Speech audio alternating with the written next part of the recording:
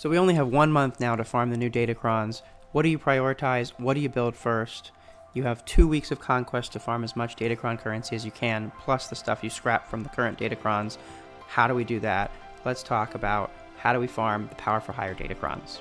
Welcome back. I'm Altino Zankri. Today we're going to talk about how should you think about prioritizing the new datacrons, the purple power for higher datacrons. What order should you farm them in? What order should you build them in? And which are the ones that are the most important for you to have? So, of course, the first thing to note is that there are two different kinds of datacrons, right? There are the focus datacrons, and there's the regular datacrons that you have to build and have some RNG in them. I'm not going to go through all the different stats and the different level 3s and everything. If you want to watch a video about going over all the possibilities in this set, go watch one of the many videos out there. I'm not going to list them all because I'll probably forget someone, but there's a lot of videos out there for you to watch that give you all the whole breakdown of the set. What I want to talk about is which ones are the most important ones and what order do I think you should be going for them in. So the first thing I want to say is start breaking down now. If you are like me and you had a lot of these green Pillars of War datacrons, the ones where we got a lot of rerolls, those are going to automatically break down on March 18th, which is, I believe, next Wednesday. You should start breaking those down on your own now. Dismantle them. You don't need them anymore. Go in here, hit dismantle, and start picking a few. And I would, maybe you want to use them in Squad Arena or whatever, that's fine. Maybe you want your Barris Cron, or you want one of your support Crons, whatever. Some of your attacker Crons. Keep a couple, sure. That's fine. Get rid of a couple, dismantle them. You get a lot of data cache, okay, and you get some materials. So, why do you want to start doing this now? Well, because your data cache, if you have a lot of datacrons, if you're like me and you had 20 or 30 of the Pillars of War datacrons, you are going to go over the 100 million data cache cap. You want to try and avoid that. Honestly, if you have a lot of datacrons, I think it's going to be inevitable that you're going to go over that cap. I just don't think you're going to be able to spend it fast enough. But you want to avoid wasting as much data cache as possible. So try and dismantle them manually. These focus datacrons you cannot dismantle manually. They will only dismantle at the very end for whatever reason. So what is the first thing I think you should build? I think the first thing everyone should build is the Wampacron. I'm not saying it's the most important or it's the best, but I think it's pretty applicable for almost everybody. I think most people can get use out of Wampa with Datacron in Territory Wars and GAC. And I think it's also an easier one to build. The Balin one, I think, is probably the best focus datacron, which I'll talk about in a second. But it's 15 levels, and it's going to take you a while to get to the top. And really, if you don't get to level 15 here, this level 15 ability is really the key thing that binds it all together. I mean, the Shin one level 9 is really good. The rest of these, the Hondo, I mean, if you can use Hondo, if you have Hondo, you can use them anywhere. But I'm getting ahead of myself. I think everyone should start dismantling your datacrons. Unless you're buying new datacrons with shark shop currency, I think you should get the focus datacrons, at least get the Wampa one, and start building that. Start trying to funneling, because everyone's going to want that one, right? Anyone who has Wampa is going to want that one, and so you're going to want to start funneling the excess data cache and materials that you're getting from dismantling these into somewhere. And we can't get new datacrons without spending shard shop an exorbitant amount, in my opinion, of shard shop currency on them until Conquest next week. We'll get a free one on Monday, and until then, the best thing to do is put it into this Wampacron, is my opinion. Now, once Conquest starts and we get farming the stuff, what is the priority? Let's go over here to the regular datacrons. I have not bought one yet, but we can go into the datacron shop and we can go into Power for Hire here, and we can see what is available here. I would say the most important one, if you have Pirate King Hondo, the most important datacron is the Vane datacron. And I have here on my handy dandy Excel Google Sheets, very high tech, Pirate King Hondo. What you want is level 3, ideally the speed up, I think is the best. You can get the 25% turn meter. Some people are going to tell you get the 25% turn meter, but Hondo already starts with a lot of turn meter, right? With a lightning raid, I don't think you really need to. They're a fast team. Hondo is a very fast team. I don't think you need extra turn meter at the beginning. But the speed up gives you that speed throughout the battle. It's for sustainability. Tank revive, I think, would also be a good level 3 because Vane is so key to that, and if he dies, you're in trouble. So I think either of those are level 3. I think the max health protection level 6 on Scoundrels is deal bonus damage equal to 10% of their max health. The basic ability, 100% cooldown Terminator, is also cool, but I think a lot of people are going to be putting this on defense, and so that they're not going to use that right away. I think the level 6 is really not as important. What's really important here is the level 9. Okay, Vayne gaining extra max health, Vayne assisting and dealing bonus true damage based on his max health. So if you have higher King Hondo and you have Vayne at a high relics, which you need him at R7 to unlock Hondo, you're going to want to remod him for health. My Vayne is currently modded for full protection. You're going to want to remod him so that all of his mods are health mods, health sets, maybe a defense set in there if you like defense, but health primaries and health secondaries on the ones that are not health primaries. Health sets, health, because he's dealing bonus true damage every time he assists, which is every time any pirate ally uses a special. He's assisting, and his bonus damage is based on his max health. You want him to be as tanky as possible. He's also, right, while he's taunting, whenever another pirate ally takes damage, he gets 10% back health, 10% offense based on his max health. I don't really know what that means, but it's based on his max health, so you want him healthy until the end of his turn. That's a weird sentence. Again, this one is so worded so poorly. The till the end thing is dumb, but regardless, if you have Pirate King Hondo, even if you have Maz, I would say this Vayne one doesn't say anything about Hondo in here. It just says pirates. Doesn't say anything about dark side. Even if you have Maz, I would say drop Quiggled or drop OG Hondo or drop Smee. Put in Vayne there. If you don't have pirates, the most important Datacron is going to be the Wampa one.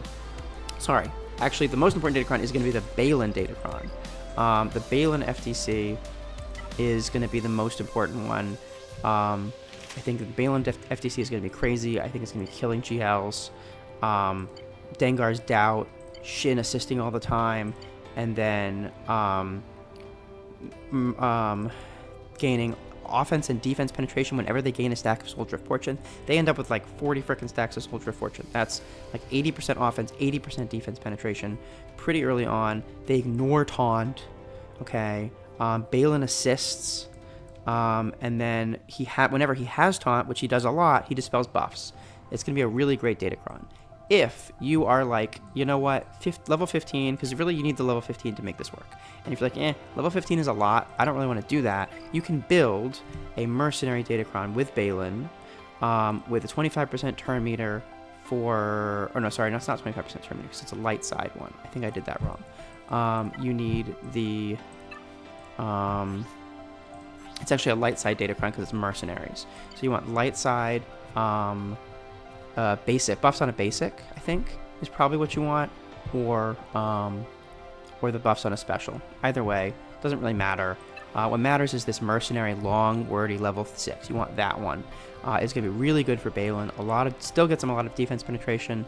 Mercenaries attack at a turn, they attack again, and then they expose people. And you want the dash level 9. Dash is really great on a Balin team. That would be my recommendation for what to build if you have Balin, but you don't want to go for the FDC. If you don't have Pirates and you don't have Balin, the most important one is going to be Wampa, right? Wampa FDC is going to be really useful, I think, for everyone across the board. We've had this Chron before. He kills Jabba. He kills a couple other Galactic Legends reasonably well, and he kills a lot of non-Galactic Legends. He's an outside shot at Leia, although people aren't really putting Leia on defense anymore. And he kills most non-GL teams, right? So the Wampa F-Focus Datacron is definitely a priority. After that, in terms of focus Datacrons, the Nihilist focus Datacron, I think, as people are going to be sleeping on, I think it's going to be really strong. I think it's going to make Nihilist lead really good, because the biggest problem, the Nihilist lead is basically like the Lord Vader level lead, but it didn't give you reduced damage to max health damage, and so people would just, anything that did max health damage would just destroy you. But now they're taking that away, and so it's like a Lord Vader lead. And so I think with Nihilus and Traya and Savage, I think it's going to be a really scary 3v3 defensive team. And I think it's going to be, I think it's still going to die to C, so it's not really that much better. But I think it's going to be really strong, and I think it'll help. I don't know necessarily that it'll help them kill things they weren't killing, or hold against things they weren't holding against before in GAC, but maybe. So I think it's going to be strong. And I think the Cody one, I feel like, is one of those ones where, like, it doesn't look very good. Like, the Boba Focus Datacron doesn't look very good, but it might surprise us. So we'll see. But those two are definitely the lowest priority. If you have Balin, definitely get that one first, and Wampa. In terms of the regular Datacrons, once you get, if you have Balin, if you have Hondo, if you have Jabba, okay, if you don't have those, the next highest priority should be getting your Jabba team, a Focus Datacron. Jabbas are all, the Hutt Cartel is all scoundrels, pretty much, except I think Jabba himself. So I like the max health damage one on Jabba. The Jabba team, I think, is really good. You can also use this first time they use a basic, they reset their cooldowns, get 100% turn meter. That one is also good. Either of those, I think, are good for scoundrels.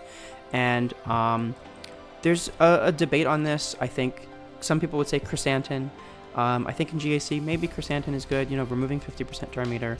He gains taunt a lot. He loses taunt sometimes. I feel like we've had these before where they lose taunt and they remove 50% turn meter. I feel like those are often not as good as they seem. I think Embo is honestly the winner here, especially in TW. If you have the Embo Omicron, you absolutely want this Datacron for Embo. So you want to make sure you get Jabba one. If you have Maz, again, you want to get that one. The next highest priority is Jedi Master Luke, getting Jedi Knight Cal. This one, we've had this before. It means he gets his instant kill a turn earlier. You can also, with the Mercenary level 6, you can make it so that they can't be revived. I'm honestly, I don't know if I'll have enough resources to do this. I would ideally like to have 2 for Cal. One that is the can't be revived in case I'm going up against a team that has a lot of revives. And then I'd like to have another one that's either this long one where he attacks at a turn, again, or this special ability stun one, I think is really powerful for Cal. So I think I'd like to have 2 for Cal if I can. I don't know if I'll get to do that. Other key teams, Mon Mothma. I think Mon Mothma with Kyle Katarn is going to be strong. Kyle starts with Jedi Knight, which... Yikes. This is what you get for filming in the day, I guess. Mon Mothma with Kyle Katarn. Kyle Katarn starts with Jedi Knight, which gives all Rebel Fighter allies a lot of offensive defense bonuses. And so having him start with that, usually it takes him, he has to attack out of turn 10 times before he gets that. So having him start with that is really powerful. Will he go on a mercenary team? I don't know. I feel like you're just going to keep him on a Mon Mothma team, but maybe he'll, or a Saw team. He could also go on a Saw team because he doesn't need to attack out of turn to do that.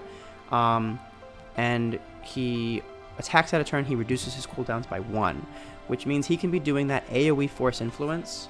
And so the Force Influence, Kyle, when he does his big AoE, right, he gives, and he has Jedi Knight, which he will start with now, he will give everyone this Force Influence debuff. The Force Influence debuff now inflicts a bunch of other debuffs, right, and when they lose that, they get Doubt. So I think that's going to be really strong on either a Mon Mothma or a Saw team. Personally, I'm thinking Mon Mothma, but we'll see. And then, again, I think either this powerful stun one I think is really good. The attacking out of turn, I think this long one is really good. When a mercenary ally attacks out of turn, which again, under Mon Mothma, he's been doing all the time, they attack again. Soldier of Fortune doesn't matter. And then, possibly expose. So I think that's going to be really powerful for Kyle Katarn under a Rebel Fighter team, maybe on a mercenary team. We'll see. I'm not sure. Some other teams that I think are going to benefit from this set, I think CLS, I think the Scoundrel level 6. We've had this before. The first time a Scoundrel uses a basic, they reset their cooldowns and gain 100% turn meter. So what does that mean with Han on a CLS team? It means Han shoots first, right? He does a basic. He gets 100% turn meter. Then he gets to use his special, which gives him another 100% turn meter. And then he gets to use either his shrug or his basic again. And now he's taken 3 turns to start the battle. And you could kill someone that way. So I think that's going to be strong for CLS. I think Bo-Katan, remember Bam is a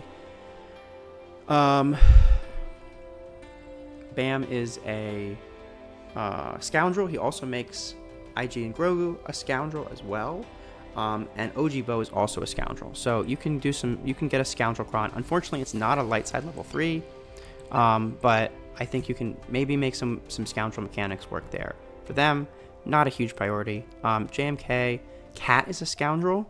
Again, it's not a light side cron, so maybe you want to go with the light side one, although I don't think really any of the light side ones are super important. But this one where Cat uses a basic ability and resets her cooldowns could be useful, right? You start with her Force Leap, right? She gets her next turn. She uses, I think, because she assists when she does her turn meter swap, right? She'll assist.